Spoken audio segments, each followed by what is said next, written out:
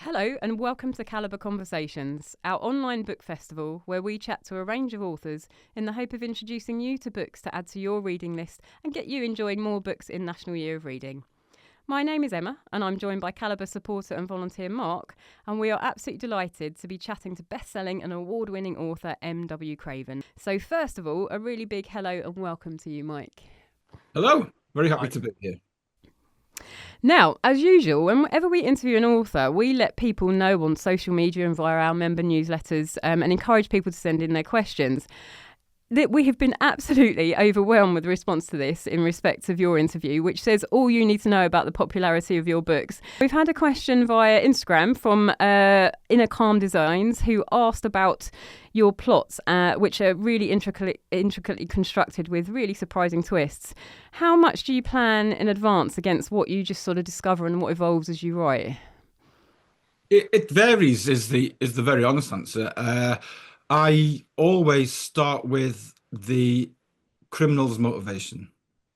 And I think that's probably part of me being a probation officer, and that's a large part of what probation does, or probation officers do, is finding out why a certain offence was committed or an offender keeps on committing certain offences.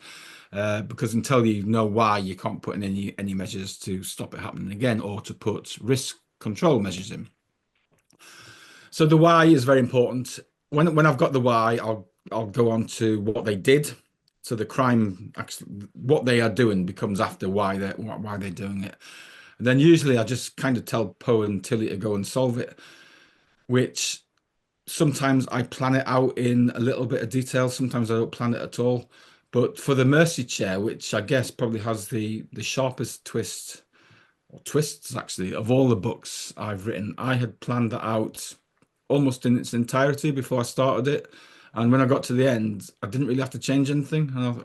So I thought, well, I've probably made a mistake then, because I've always had to go back and rewrite large parts of books. But when I got to the end, I thought, well, that's unusual for me. I wonder what I've got wrong. I went through it again. I said, actually, no, this all slots together. I might need to add a few more clues to be fair to readers here and there, but otherwise, it's pretty much as I thought it might be. So it varies, but I always start with the motivation for the crime without exception. Moving on to a question we've got from John, who says, you live in Carlisle. As you walk about the city, do you come across a location and think, now there's a good place to find a body? All the time. It happened the other day, actually. I was doing a photo shoot for a German magazine, because we do very well in Germany. So they sent a photographer down from Glasgow, and he had walked from the station to my house to do some filming in my office, shooting in my office. And then we had a walk into town because they wanted a couple of shots in my local as well, which was a lovely little surprise.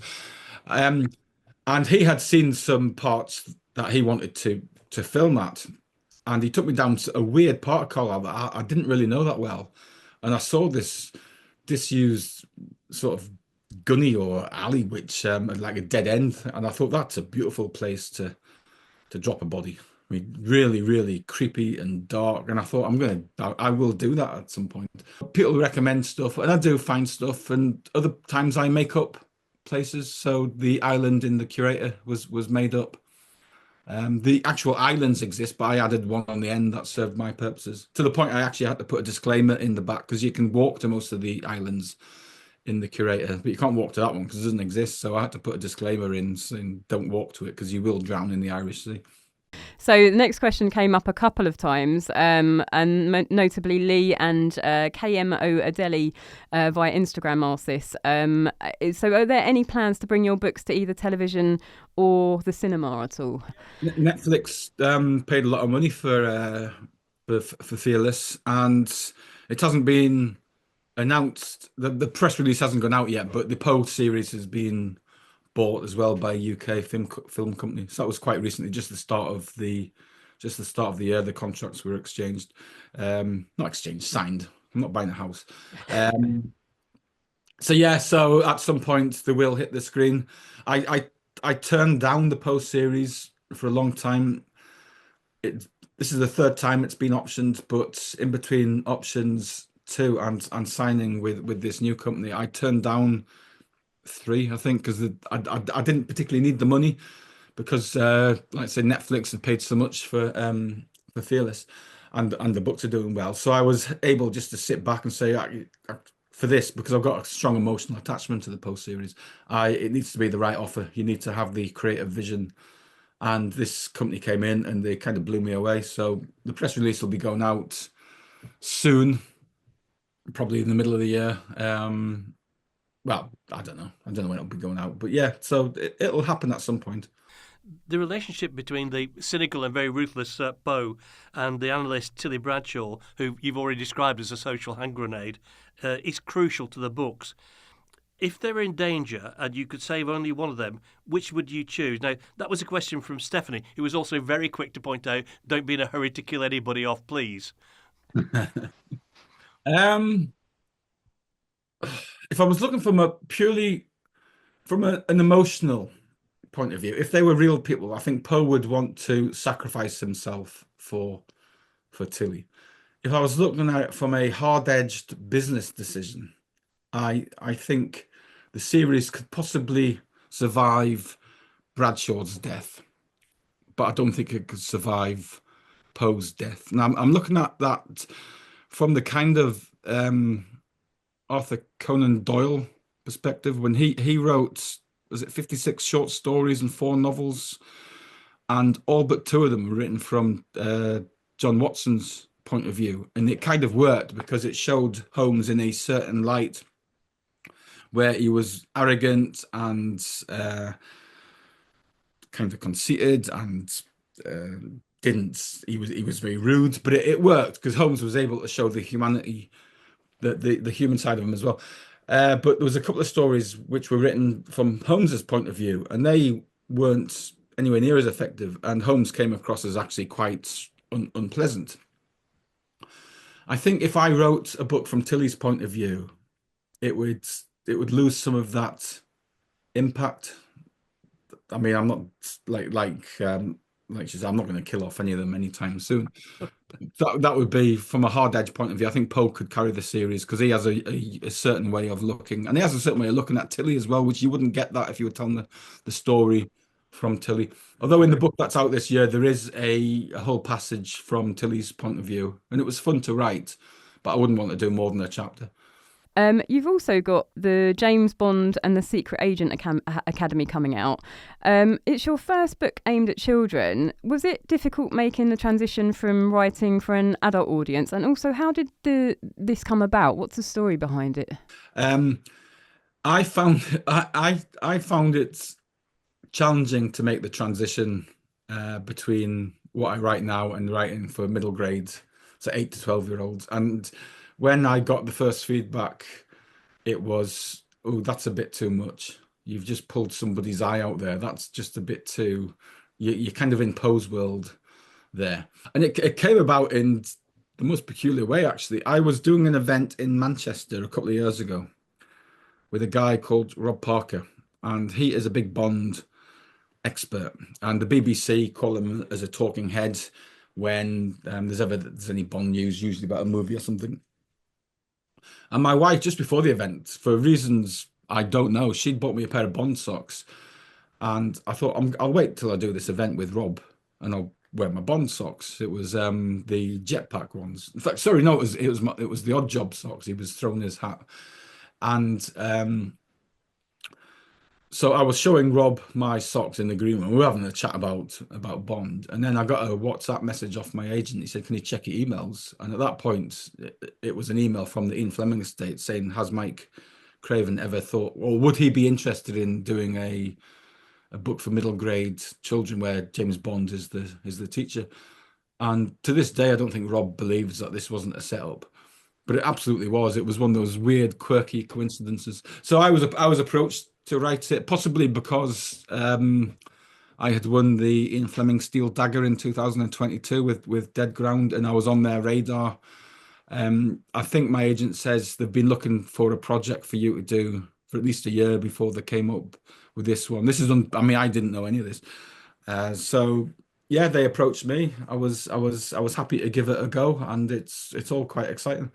It's National Year of Reading this year, which is all about trying to address the decline in reading for pleasure among children and adults. So in order to try and encourage others to find their own reading path, we're asking all the authors that we interview, what book, experience or story made you a reader?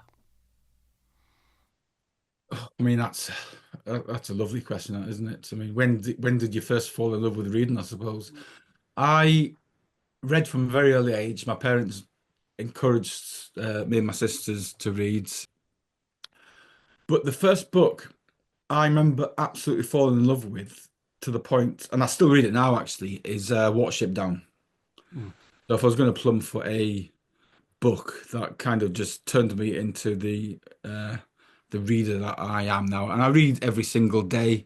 I can't if I don't if I well I can't remember a day when I haven't read a book. I did an event with Graham Norton actually, and he asked me what is your favorite book from childhood, and I said Watership Down, and he said, "Oof," because it's quite a dark book. I mean, there's a lot of rabbits get killed in this book, and he said, no wonder you write the way you do if you've been exposed to Watership Down at that age. But my parents just thought it was a lovely book about rabbits, and it kind of is. But if you ignore the fact that some of them get run over, some of them get killed with snares. So your books are available in audio, which is like really great for us because that's the format our members need to make reading accessible for them. Just wondered, do you have any input into that process at all? So, do you ever get consulted on sort of like the narrator voices or anything like that? I did, yes. So for the Post series, which is the first one that was put into my first ever book that was made into an audio book, because the Fluke books weren't when I was with a small publisher. They weren't now because my current publisher bought them. But I remember I was in Sainsbury's actually, and I got sent through a list of clips from narrators they were considering.